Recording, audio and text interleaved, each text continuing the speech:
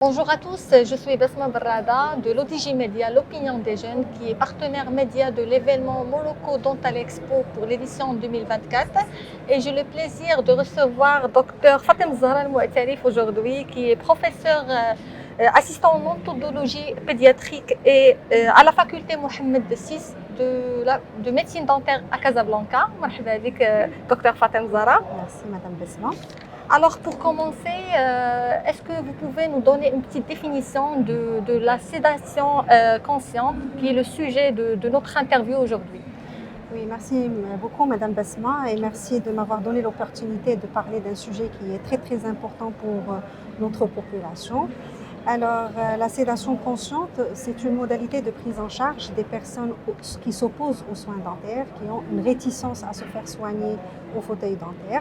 Et donc, c'est une modalité qui permet de les amener à un état de détente, un état de relaxation sur fauteuil. Et donc, ils vont mieux accepter de se faire soigner et la qualité, bien sûr, de prise en charge va s'améliorer.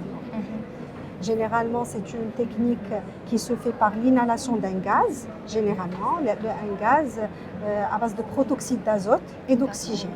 Donc, c'est un gaz qui est maintenant, ça fait longtemps qu'il est considéré comme un gaz médical.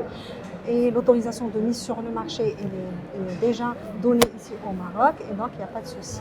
C'est l'inhalation de ce gaz qui est à la fois anxiolytique et sédatif, donc va permettre la détente de la personne concernée et ça permet aux praticiens aussi bien qu'aux patients de faciliter les soins.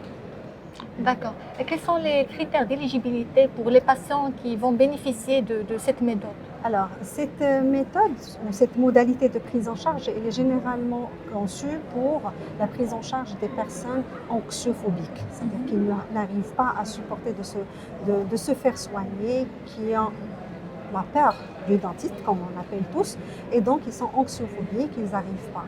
Déjà, c'est pour ces patients, mais aussi pour toute personne en situation de handicap, soit avec le spectre autistique, soit avec un handicap mental, avec une trisomie 21, qui refuse et qui n'arrive pas à adopter un comportement adéquat sur fauteuil. Ça permet aussi de les détendre, de réduire les mouvements indésirables, de pouvoir effectuer le traitement dans de bonnes conditions.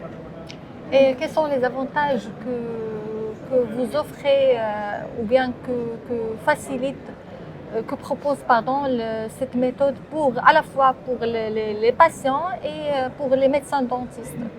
Alors, les avantages, comme je vous ai dit tout à l'heure, généralement, les patients qui adoptent un comportement d'évitement, c'est des patients qui ont un état bucco-dentaire qui est défectueux. Ils n'arrivent pas à se faire soigner et donc ils ont tous les soins dentaires à réaliser en stand-by. Donc, ils n'arrivent pas à se mettre sur fauteuil et ils ne consultent qu'en situation d'urgence ou en situation de douleur, ce qui augmente encore plus leur anxiété et leur comportement négatif sur fauteuil. Et donc, on va leur offrir de pouvoir se faire soigner dans un mode, comme je vous ai dit, de relaxation. Et ça va être un confort psychique, mais aussi physique pour le praticien, pour le patient et pour le praticien aussi. On va gagner plus de temps, on va adopter le traitement de choix sans pour autant être obligé de le changer vu le comportement de la personne sur fauteuil. Et la durée des soins aussi. La durée des soins, il y a plein d'avantages. D'accord. Merci beaucoup, docteur, pour ces explications. Et ce que je rajoute, c'est est-ce que ces méthodes-là sont chères?